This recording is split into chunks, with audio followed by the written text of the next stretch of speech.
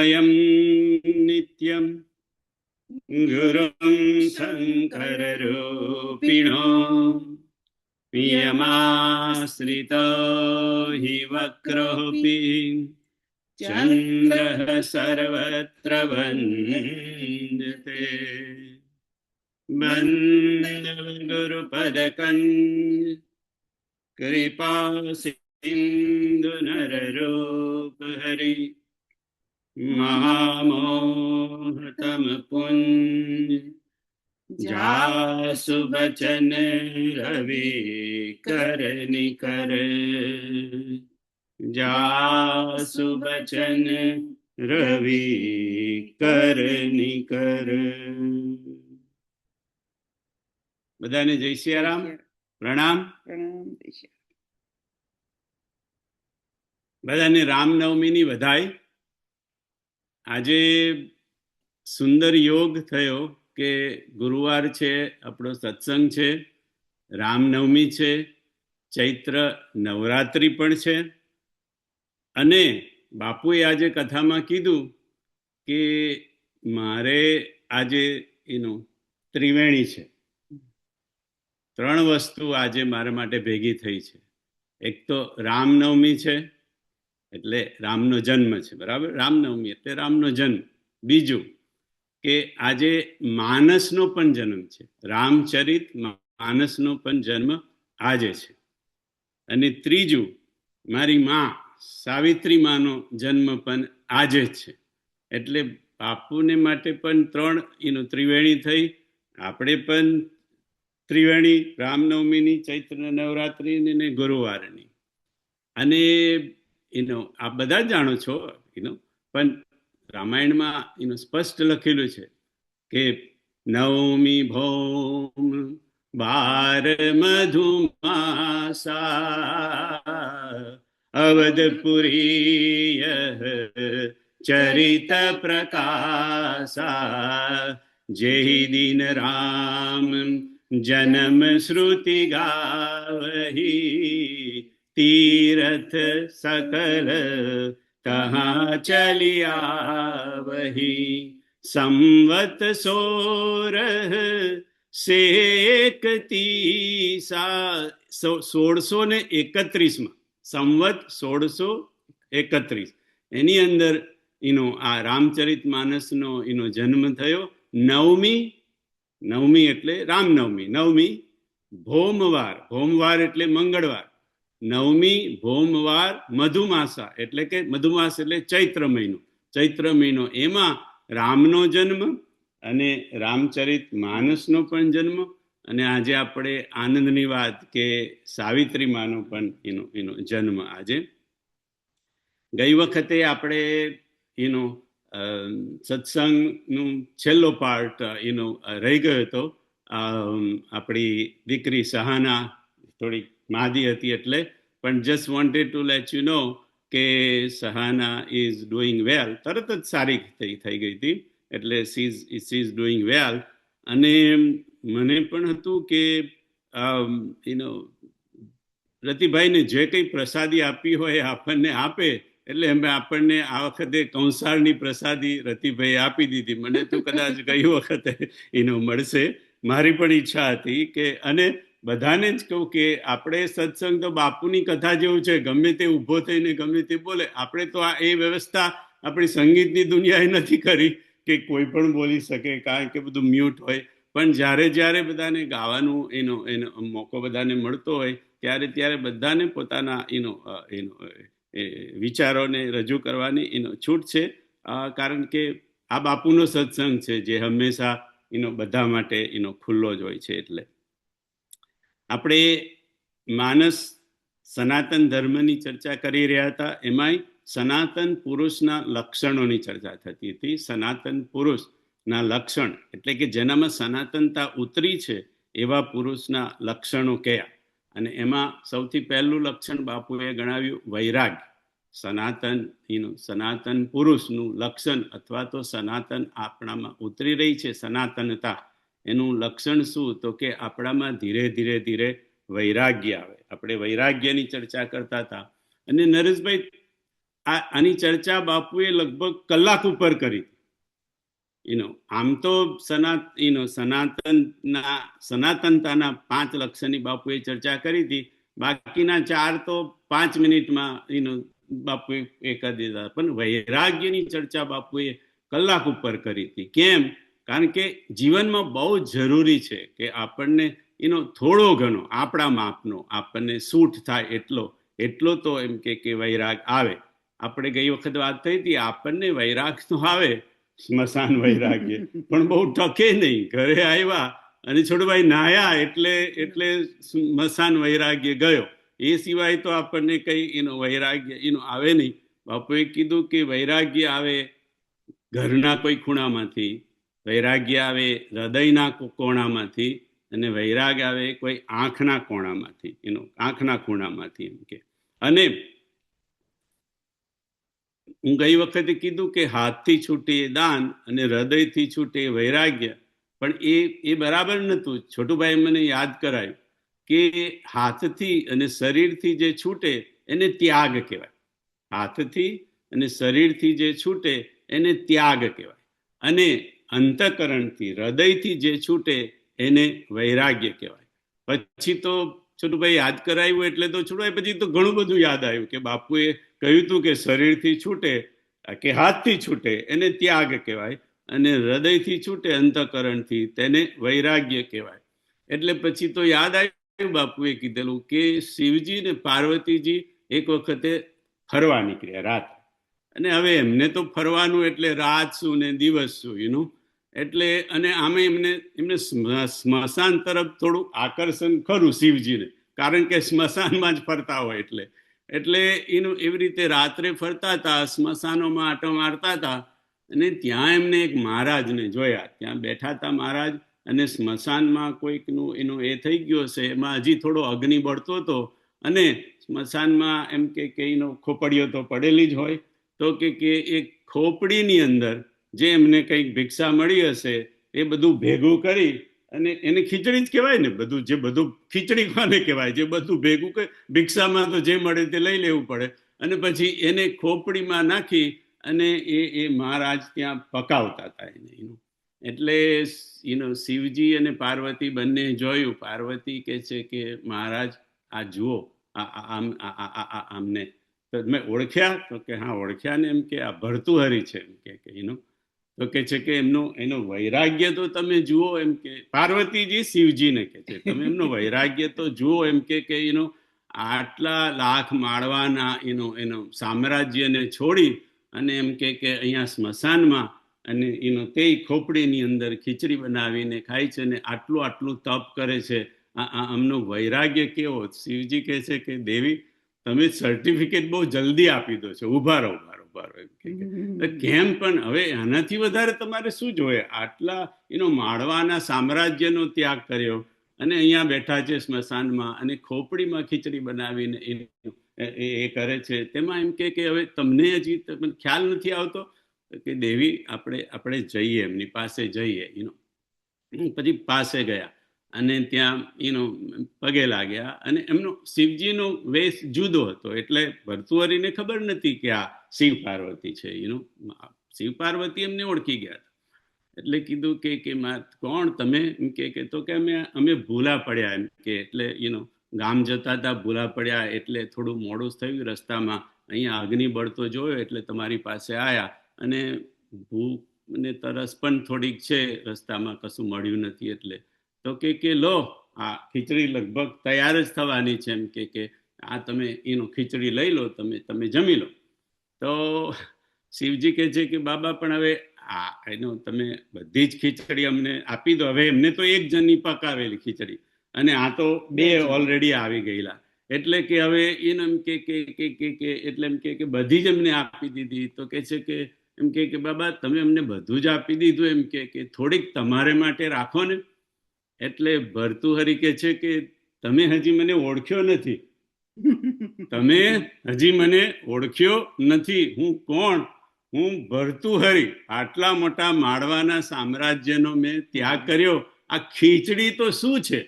એટલે શિવજીએ પાર્વતીજીનો હાથ પકડ્યો. જો એમ કે આટલા મોટા માળવાનો ત્યાગ કર્યો, અહીંયા એ બેઠીને તપ કરી રહ્યા છે, પણ હજી માળવું ગયું નથી, હૃદયમાંથી ગયું નથી, મનમાંથી હજી માળવું ગયું નથી.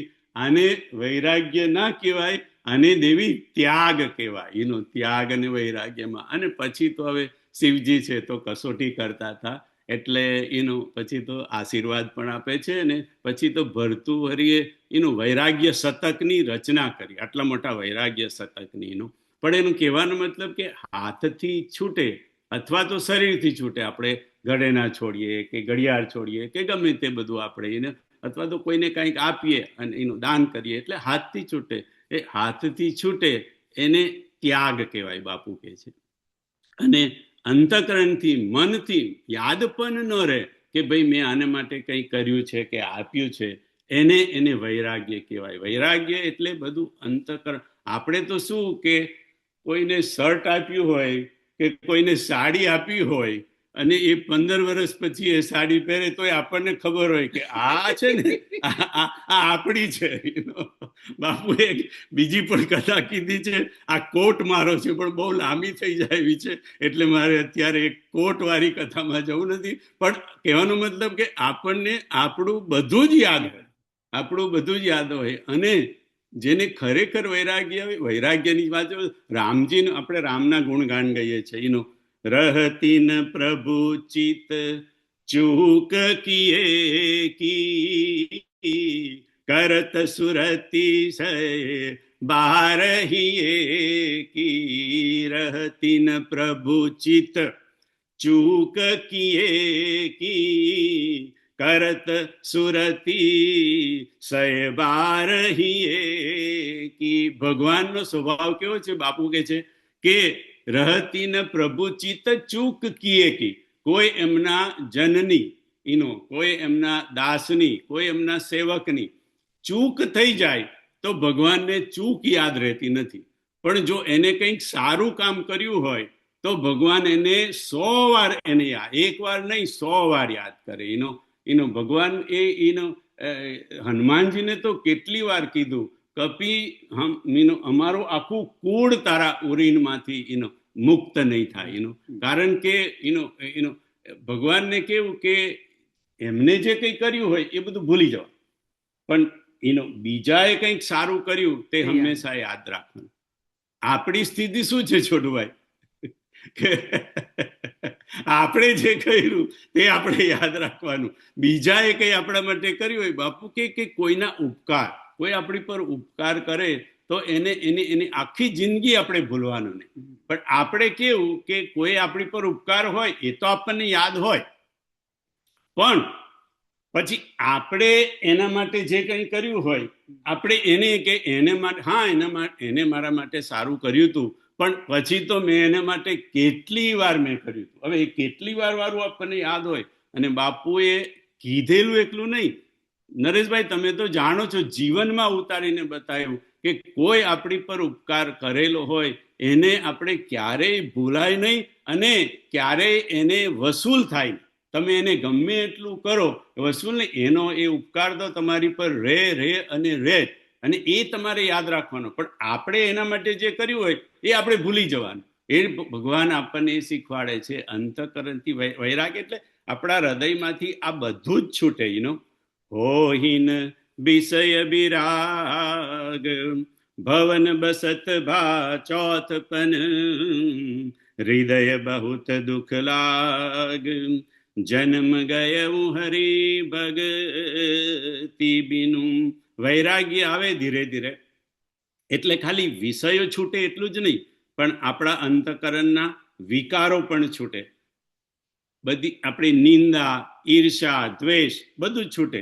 પર નિંદા પર દારરત, પર ધન પર અપવાદ, આ બધું જ છૂટે. પર નિંદાય છૂટે, પર દારરત, પર ધન, પર અપવાદ, બધું છૂટે.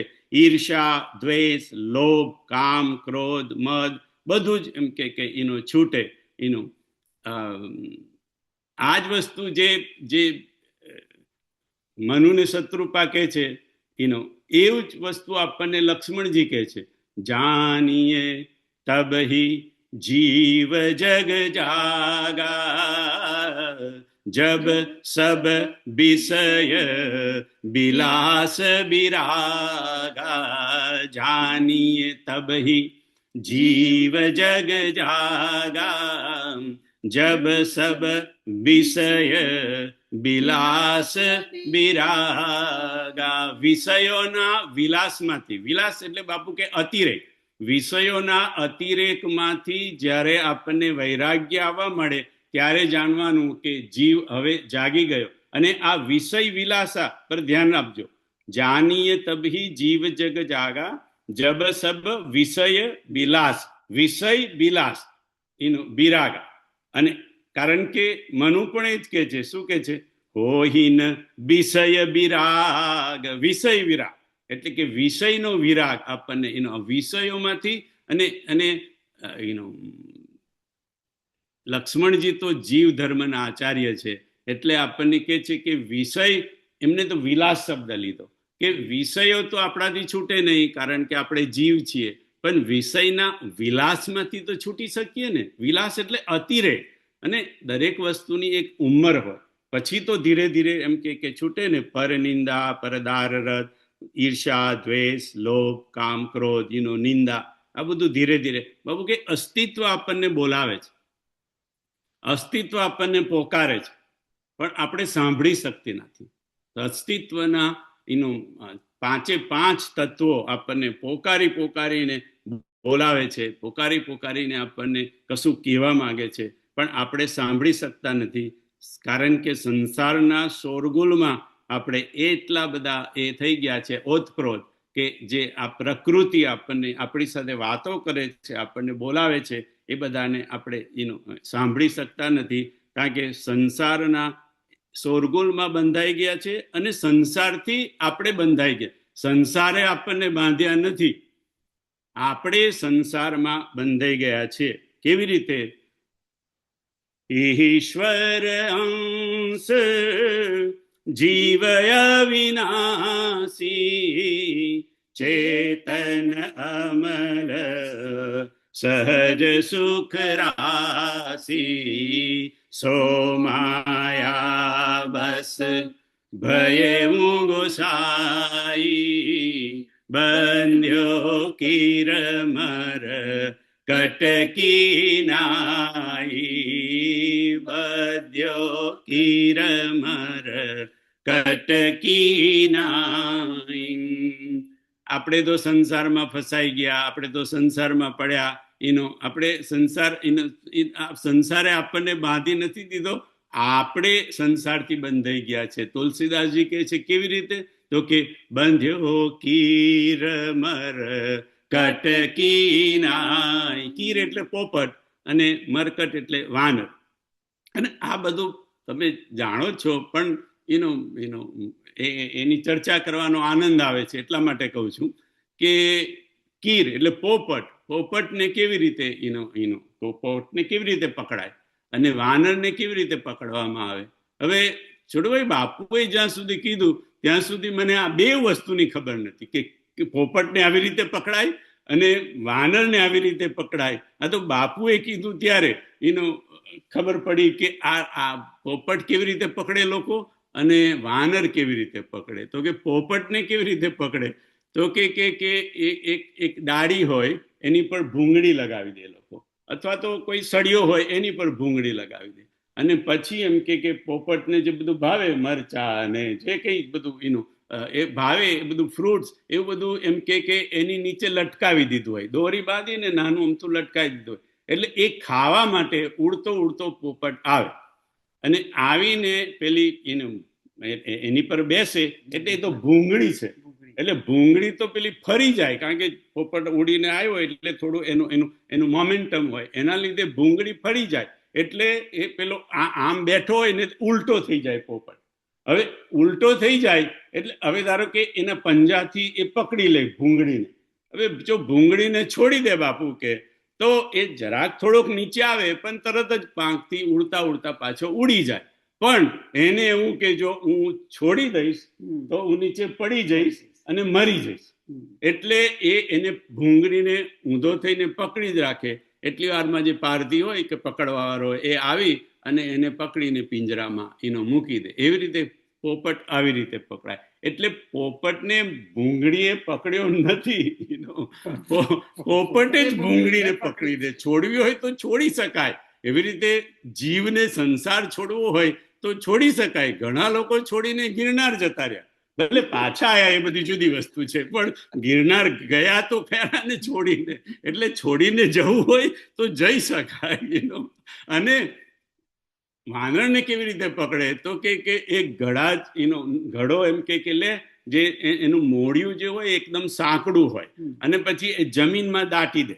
એટલે પછી અને એની અંદર ચણા નાખે અને પછી વાનર એમ કે એ ચણા ખાવા માટે આવે, અને હવે પેલું મોઢું તો સાંકડું હોય એટલે હાથ નાખી અંદર, અને હાથ નાખે એટલે પહેલા હાથ નાખે ત્યારે તો આમ કરીને હાથ નાખે એટલે હાથ જતો રહે, પણ પછી જયારે પકડે પેલી ચણા પકડ્યા હોય એટલે મોટી મોટ પોળી થઈ જાય, અને પછી ખેંચવા જાય એટલે મને અંદરથી ગળામાંથી કોઈ પકડ્યો.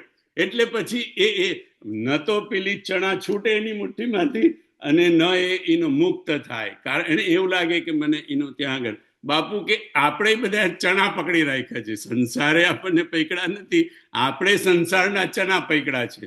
એ પછી ચણા એનો પોર્ટફોલિયોના રૂપમાં હોય અરવિંદભાઈ, કે પછી આપણા ગ્રાન્ડ કિડના રૂપમાં હોય, આપણા બાળકોના રૂપમાં, આપણે જણા બધાને જુદા જુદા. હવે બધાને કઈ સરખું થોડું ભાવતું હોય એટલે આપણને જે ભાવતા ચણા હોય એ ચણાને આપણે પકડી રાખીએ, પછી છૂટા થવા જઈએ એ ગળામાંથી તો કેવી રીતે.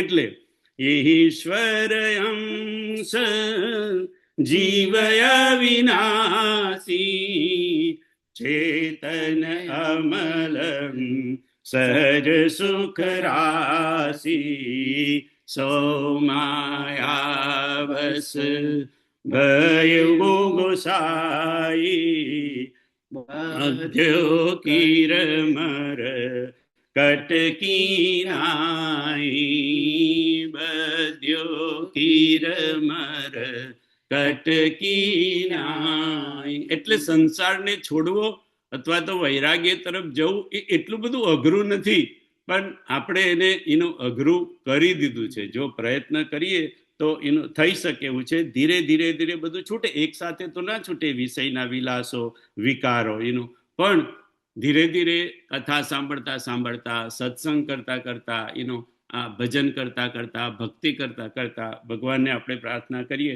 કે આપણું બધું ધીરે ધીરે છૂટે. કારણ કે अब ना बनी तो फिर क्या बनेगी, अब ना बनी तो फिर क्या बनेगी, जननी तेरी तुझे फिर ना जनेगी, अब ना बनी तो फिर क्या बनेगी, अब ना बनी तो फिर क्या बनेगी. બાપુ કે જે પકડવા જેવું કંઈ હોય, ચણા નહીં, પકડવા જેવું કંઈ હોય તો હરિનામ છે, પકડવા જેવું કંઈ હોય તો હરિકથા છે, પકડવા જેવું કંઈ હોય તો હરિના ગુણગાન છે, અને પકડવા જેવું કંઈ હોય તો સત્સંગ છે. સત્સંગ કેવી રીતે? બાર બાર બરમાગઉં હરસી દેવું શ્રીરંગ, પદ સરોજ અનપાયની ભગતિ સદા સત્સંગ, ભગતિ સદા સત્સંગ. સત્સંગ તો શિવજીએ માગેલો છે. જેને રામચરિત માનસની રચના કરી છે એ સત્સંગની માગણી કરે છે ભગવાન પાસે. અને જો આ બધું ન પકડાયું તો પછી બાપુ કે શું? એક તું ના મિલા, એક તું ના મિલા, सारी दुनिया मिले भी तो क्या है, मेरा दिल ना खिला, मेरा दिल ना खिला सारी बगिया खिले भी तो क्या, एक तू ना मिલા. એ હરી તું એક ન મળ્યો પછી બધું જ મળે તો એને શું કરવાનું? બાપુ કે છે કે જ્યારે નદીમાં પૂર આવે ત્યારે પાણી ડોળું થઈ જાય. આપણે જે ગામડામાં રહ્યા છે એ બધાને ખબર હશે કે નદીમાં જ્યારે બહાડ આવે, પાણી પૂર આવે ત્યારે એમ કે એનું પાણી એકદમ ડોળું હોય. પછી જ્યારે ધીરે ધીરે પૂર ઉતરે ત્યારે પાણી શાંત થવા માંડે અને ચોખ્ખું થવા માંડે. ધીરે ધીરે ધીરે ધીરે અને પછી થોડીક વખત પછી તો સાવ એકદમ ચોખ્ખું થઈ જાય. પીવા એવું થઈ જાય. પહેલા તો આપણે તો ગામડામાં નદીઓનું જ પાણી પીતા હતા. એટલે પીવા જેવું એટલે એટલીસ્ટ ચોખ્ખું પાણી થઈ જાય. એમ કે એવી જ રીતે આપણા બધાના જીવનમાં યુવાનીનું પૂર આવે છોડભાઈ, યુવાનીનો બાઢ આવે. અને લગભગ ટીનેજ એજથી શરૂ થઈ જાય. જાણે કે આવેગ આવે, એક જાતનો બહાડ, એક જાતનું એમ કે પૂર આવે. અને એ બધા આવેગો યુવાનીમાં આવે. કામનો આવેગ આવે, ક્રોધનો આવેગ આવે, લોભનો આવેગ આવે, બધા વિષયો, બધા વિકારો, એ બધાનો આવેગ આવે. પછી જેમ જેમ ઉંમર થતી જાય એમ આપોઆપ સહજ આ બધું શાંત થવા માંડે. જેમ જેમ ઉંમર થતી જાય તેમ તેમ આ બધું આપણા બધાનો આ અનુભવ છે કે યુવાનીમાં બધા આવેગો આવે અને પછી ઉંમર એક થાય એટલે ધીરે ધીરે ધીરે શાંત પડવા માંડે. બિલકુલ સાવ જતું ન રહે પણ ધીરે ધીરે શાંત પડવા માંડે, સહજ અને આપોઆપ. આ છોડવાય ઈશ્વરની રચના છે કે યુવાનીમાં આવેગ આવે અને પછી ધીરે ધીરે ધીરે તમારામાં એમ કે આ બધા આવેગો શાંત થવા માંડે. બાપુ કે છે કે એને ઝડપી લો. એ જે તમારામાં સહજ જે શાંત થવા માંડ્યું આ બધા આવેગો એક ક્ષણને, એ વર્ષોને એમ કે તમે એમ કે ઝડપી લો. અને એ આપણા ગોલ્ડન યર કહેવાય. ગોલ્ડન યર કોને કહેવાય? કે આ જેને પકડી લીધું આ સમયને કે ભાઈ આવે ઓલરેડી એમ કે મને પ્રકૃતિ મદદ કરે છે, મને ઈશ્વર મદદ, કુદરત મને મદદ કરે છે. હવે આપોઆપ બધું આ શાંત થયું. હવે મને છોડવામાં એટલો બધો વાંધો ના. આપણે વૈરાગ્યની વાત થાય છે. હવે યુવાનીમાં તમને કોઈ વૈરાગ્ય હવે કોઈકને લાગી પણ જાય તો એ તો બધા એકદમ બાપુ કે જવલ લે એવા હોય, કોક વિરલા હોય એમને. પણ આપણા બધાને માટે તો એ શક્ય નથી. આપણા બધાને માટે તો એક ઉંમર છે એવી કે જ્યારે આ બધું આપોઆપ ધીરે ધીરે શાંત થવા માંડે. એને ઝડપી લો, એને પકડી લો કે હા. અને પછી આપણે થોડુંક કરવું પડશે તે વખતે. બધું એમને એમ તો નહીં થઈ જાય. અને એ ઉંમર રામચરિત માનસમાં ગણાવી જે લગભગ બધાની જ આપણામાં જેટલા દેખાય છે મને એટલા બધામાં થઈ છે. બેખાનસ સોઈ સોચે જોગુ, તપ બિહાઈ જેહી ભાવઈ ભોગુ. બેખાનસ સોઈ સોચે જોગુ, તપ બિહાઈ જેહી ભાવઈ ભોગુ. ભરતજી અને વશિષ્ઠજીની આ ચર્ચા છે. આખું અયોધ્યા પણ ત્યાં હતું. અને એ વખતે ભરતજી વશિષ્ઠજી ભરતજીને કહે છે, ભરત તારા પિતાનો તું શોક ના કરીશ. શોક કોનો કરવાનો હોય? અને એની અંદર આ વશિષ્ઠજી ભરતજીને અને આખી સભાને સંભળાવે છે, બૈખાનસ સોઈ સોચે જોગું. બૈખાનસ કોનો શોક કરવો જોઈએ? કે વૈખાનસ. વૈખાનસ કોને કહેવાય? તો કે વૈખાનસનો અર્થ બાપુ કે છે કે જેનો વનમાં પ્રવેશ થયો છે. વૈખાનસ વનમાં જેનો પ્રવેશ થયો અને હજી જેના ભોગો ન છૂટ્યા, વિલાસ, અતિ વિલાસ, જે વિલાસ શબ્દ એ ન છૂટ્યા, તો એને માટે શોક કરવો જોઈએ. બૈખાનસ સોઈ સોચે જોગું, તપ બિહાઈ. તપ બિહાઈ, તપ એટલે બાપુ કે આપણે શું તપ કરવાના? પણ થોડું ભગવાનનું નામ લઈએ, થોડું સત્સંગ કરીએ, થોડી કથા સાંભળીએ, થોડું સહન કરી લઈએ, એ બધા આપણા માટેના એનો તપ બિહાઈ જેહી ભાવઈ ભોગ. એટલે જેટલા જેટલાને 51 વર્ષ થઈ ગયા હોય એટલા બધાને સમજવું કે હવે આપણી ઉંમર વૈરાગ્ય તરફ પર જવાની થઈ ગઈ છે, અને ધેટ ઇન્ક્લુડ્સ મી ટુ, કે બધાની આપણે. અને આ એક અવસ્થા છે જ્યારે આપણે આપણી બધી ઇન્દ્રિયોના ઘોડા થોડા ઢીલા પડ્યા હોય. બાકી તો ઇન્દ્રિયોના ઘોડા બહુ મજબૂત છે, આપણા જીવનને ગમે ત્યાં લઈને વેડફી નાખે છે આપણું જીવન. હવે થોડા ઢીલા થયા છે, તો એમ કે આ તકને એમ કે આપણે ઝડપી લઈએ, જે મનુ મહારાજે ઝડપી લીધી. હોહીન વિષય વિરાગ ભવન બસત ભા ચોથ પન હૃદય બહુત દુઃખ લાગ જન્મ ગયઉ હરી ભગતિ બિનુ જન્મ ગયઉ હરી ભગતિ બિનુ. આપણે બાપુને ભગવાનને પ્રાર્થના કરીએ કે આપણને ક્યારે આ થાય કે હૃદય બહુત દુઃખ લાગ, કે આપણને દુઃખ લાગે, અરે રે મારો આખો જન્મ ગયો, ભક્તિ વગરનો જન્મ ગયો, વૈરાગ્ય તરફ હું આગળ ના વધી શક્યો. આપણે રામચરિત માનસમાં ગાઈએ છીએ, છેલ્લે અંતમાં શું ગાઈએ?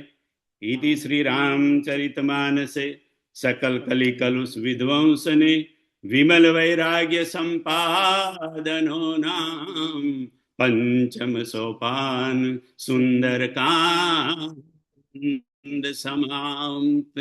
ચલો આપણે આ ગાઈએ ને ત્યારે જે બહુ બાપુની કથા ના સાંભળતા હોય ને એ બધા ખોળે કે આ વિમલ વૈરાગ્ય સંપાદનો નામ આ ક્યાંથી આવ્યું? કારણ કે આ છે તો નહીં, રામચરિત માનસમાં તો નથી. રામચરિત માનસમાં શું છે? ઈદી શ્રીમદ રામચરિત માનસે સકલ કલી કલુષ વિધ્વંસને વિમલ વૈરાગ્ય કાઢી નાખો, અને પછી કે પંચમ સોપાન સમાપ્ત. આ વિમલ વૈરાગ્ય સંપાદનો નામ એ બાપુએ એડ કરેલું છે. બાપુએ, નરેશભાઈ તો ઘણા રામાયણ પણ છપાયા. હા, અને એની અંદર રામચરિત માનસ, અને એની અંદર આ વિમલ વૈરાગ્ય સંપાદનનું નામ છોટુભાઈ લખીને એડ કરેલું છે. અને એના જે બધા જે માસપરાયણ છે એ થોડાક આ ગીતા પ્રેસ કરતા થોડાક જુદા છે. જે બાપુએ કહ્યા કે અહીંયા વિરામ આવે, અહીંયા વિરામ આવે, એ રીતનો વિરામ છે. અને જો હું ન ભૂલતો હોય તો વિમલ વૈરાગ્ય, નરેશભાઈ છે ને વિમલ વૈરાગ્ય સંપાદનનું નામ? હા, એ બાપુએ ત્યાં એડ કરાવેલું છે. કેમ? બાકી તો બાપુ કઈ તુલસીના કોઈ પણ એની અંદર બાપુ કોઈ એક્ષેપ કરતા નથી. પણ કેમ કે આ માનસનો જે આપણે પાઠ કરીએ છીએ એનું ફળશ્રુતિ શું?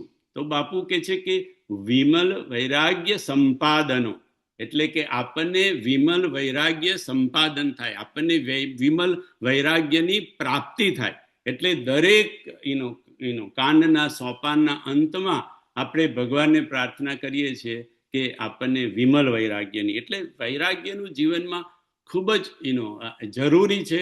અને ધીરે ધીરે ઈશ્વરે આપણા માટે રચના પણ કરી છે કે ઇન્દ્રિયોનો આવેગ ધીરે ધીરે ઘટે અમુક ઉંમર પછી, અને એને પકડી લો, એ તકને ઝડપી લો, અને જેટલું વૈરાગ્ય તરફ આગળ વધાય એટલું આપણે એની કોશિશ કરવાની, જેવી મનુ મહારાજે કોશિશ કરી એવી રીતે આગળ.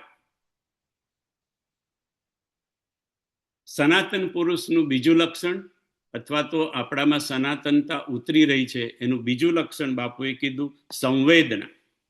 આપણામાં સંવેદના જાગે.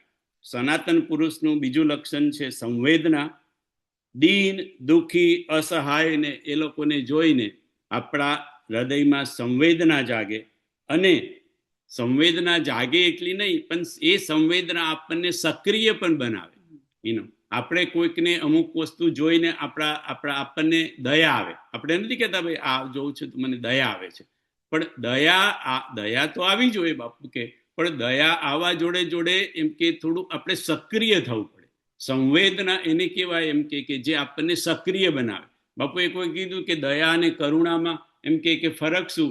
તો કે દયા હૃદયમાં જેનો જન્મ થાય કોક વસ્તુ એ જોઈને દીન દુખીને, એને દયા કહેવાય. અને કરુણા એમ કે જ્યારે એ દયા વહેતી થાય, એનો પ્રવાહ, દયાનો પ્રવાહ વહેતો થાય એટલે સક્રિય બને, ત્યારે એમ કે એને કરુણા કહેવાય. કે કરુણા આપણને ઉઠાડે, આપણને સક્રિય બનાવે. એવી જ રીતે સંવેદના આપણને એનો સક્રિય બનાવે. બાપુએ કહ્યું કે સંવેદના વગરનું વિજ્ઞાન એ પાપ છે. સંવેદના વગરનું વિજ્ઞાન એ પાપ છે. વિજ્ઞાન તો ખૂબ આગળ છે, આગળ વધી ગયું. આપણે AI ની ગઈ વખતે ચર્ચા કરી, કેટલું આગળ વધી ગયું એનું વિજ્ઞાન. પણ બાપુ કે સંવેદના પાછળ રહી. વિજ્ઞાન આગળ વધી ગયું અને સંવેદના પાછળ રહી ગઈ. બાપુએ કીધું કે સ્વામી શરણાનંદજીને એક વખતે આપણા રાષ્ટ્રપતિએ એમના રાષ્ટ્રભવનમાં બોલાવ્યા કે સ્વામીજી તમે આવો અને આપણે સત્સંગ કરીએ. એટલે સ્વામીજી ત્યાં ગયા અને ત્યાં આગળ બેઠા. બધાએ પોતપોતાના જે કંઈ વિચારો બીજા પતા બોલાયા હશે, બધાને પોતપોતાના વિચારો રજૂ કર્યા. બધાએ રાષ્ટ્રપતિએ બધાને સાંભળ્યા. પછી શરણાનંદજીને પૂછ્યું કે શરણાનંદજી, અમારી ઈચ્છા ઘણી છે કે લોકો માટે અમે આટલું કરીએ. અમને મંજિલ પણ દેખાય છે કે અમારે ક્યાં પહોંચવાનું છે.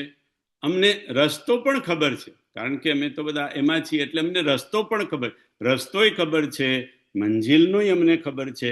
અમારી ઈચ્છા પણ છે લોકો માટે અમે આટલું કરીએ, પણ તોય અમે કેમ કરી શકતા નથી? રસ્તો છે, મંજિલ છે, ઈચ્છા છે, અમારી પાસે શક્તિ પણ છે કરવાની, પણ તોય અમે કેમ કંઈ કરી શકતા નથી આ લોકો માટે? તો બાપુ કે શરણાનંદજીએ એક જ વાક્યમાં જવાબ આપ્યો, આમ બે જ શબ્દ, સંવેદનાનો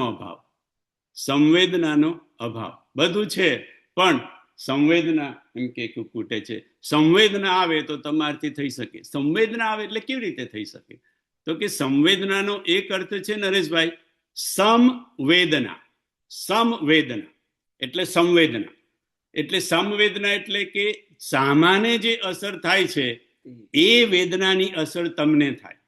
કોડા પડતા હોય કોઈક બીજાને અને ઘા પડતા હોય તમારી પીઠ ઉપર, એને બાપુ કે સંવેદના કહેવાય. કે સામેનાની વેદનાનો તમે અનુભવ કરી શકો, એનું નામ સંવેદના. એટલે સરખી એને જે વેદના થાય છે એ મને, અને એ જ્યારે એમ કે થાય ને, એ તમને સક્રિય કરે જેમ કે દયા કરે કે નાય કરે, પણ સંવેદના એ તમને જરૂર સક્રિય કરી શકે. તો સનાતન પુરુષનું બીજું લક્ષણ છે સંવેદના.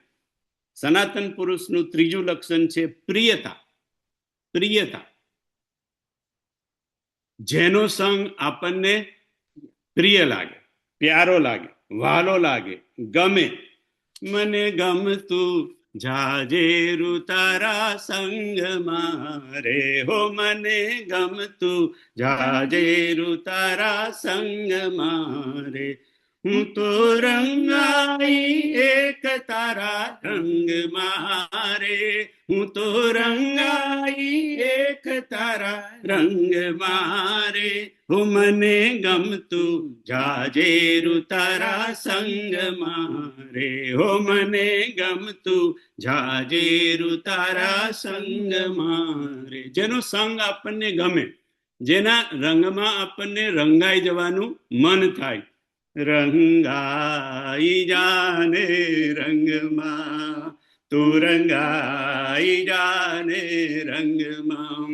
હો સીતારામ તણા સત્સંગમાં, હો રાધે શ્યામ તણા તું રંગમાં. રંગાઈ જાને રંગમાં, તું રંગાઈ જાને રંગમાં. જેના સાથમાં આપણને ગમે, જેના રંગમાં આપણને રંગાઈ જવાનું ગમે. સબકે પ્રિય સબકે હિતકારી, સુખ દુઃખ સરીસ પ્રશંસાગારી. સબકે પ્રિય સબકે કે હિતકારી, સુખ દુઃખ સરીસ પ્રશંસા ગારી. જે બધાને પ્રિય હોય, પ્રિયતા. પ્રિયતા એ સનાતનનું એક લક્ષણ છે કે જે બધાને પ્રિય લાગે. બાપુ કે છે કે આપણને આજે ક્રાઇસિસ ઊભી થઈ છે. આજે મારે ઉષાભાભી જોડે ચર્ચા થતી હતી કે ક્રાઇસિસ થઈ છે. શેની ક્રાઇસિસ?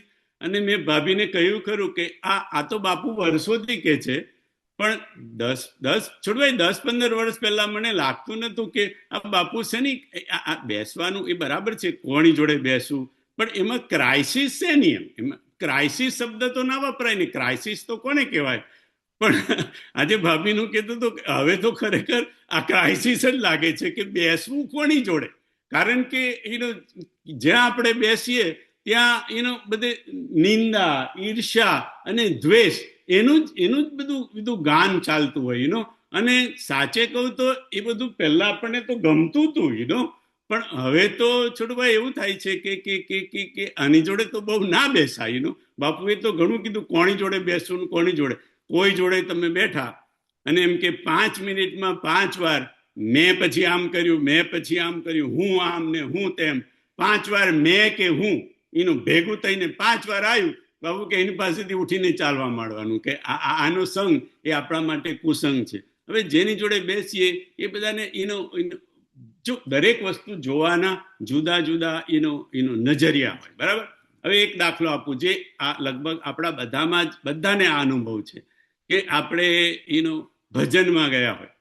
ભજનનો ખાસ દાખલો આપું કે આ બને છે ભજનમાં આપણે ગયા હોય અને એક ભાઈ કે કોઈ બેન હોય એમને માઇક લઈ લીધું. એમને ભજન ગાવા કહેવામાં નતું આવ્યું ઉષાભાભી, એમને માઇક લઈ લીધું અને ભજન ગાવા માંડ્યા. હવે ન તાલનું ઠેકાણું હોય, ન રાગનું ઠેકાણું હોય, કશાનું કોઈ તાલમેલ ના હોય, અને એને ગાવા માંડતા હોય. એટલે સ્વાભાવિક છે આપણને જાય કે ભાઈ એવું થાય, રાઈટ. આપણે જીવ છીએ એટલે આપણને તરત જ થાય કે ભાઈ હવે અમને કે માડી વાળો ને એમ કે આ તમે કઈ માઇક લઈને બેસી ગયા એમ કે, પણ એમને જોઈતું જ હોય એટલે આપણા મનમાં થોડો એવો ઉભાવ આવે. એ એકદમ સ્વાભાવિક છે, આપણા બધાનો અનુભવ છે. એટલે કહું છું પણ એ વખતે બાપુએ આ કીધેલું કે ત્યારે આપણે એ વખતે આપણા મનને એવું કહેવાનું કે ભાઈ કાંઈ નહીં, આ ગાય છે તો ભજન જ ગાય છે ને.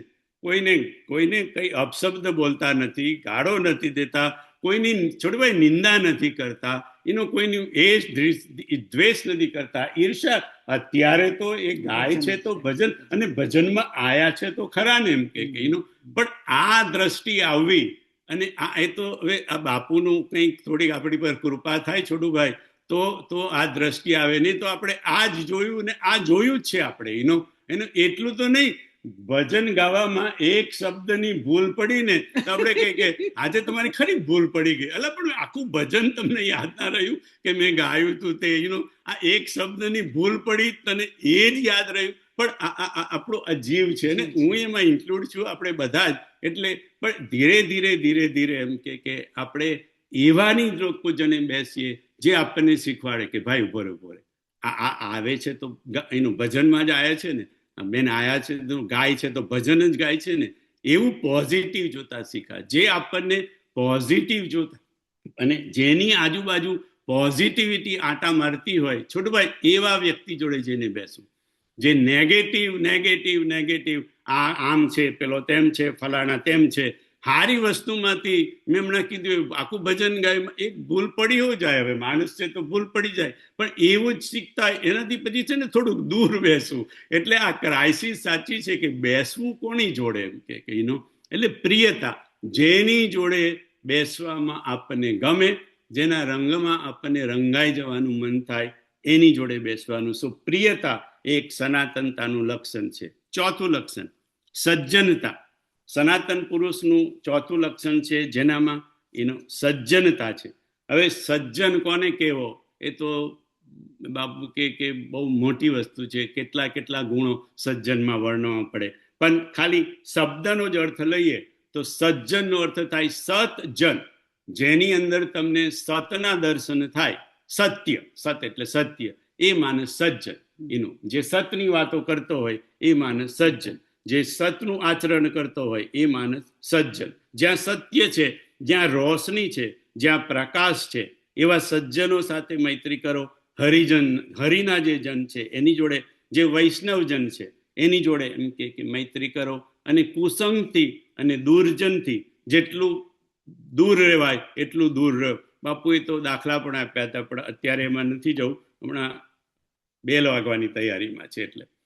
અને કારણ કે પાંચમું હું આજે પૂરું કરી દઉં. પાંચમું બાપુએ કીધું કે સજ્જનનું સનાતનતાનું લક્ષણ છે આદર અને માન.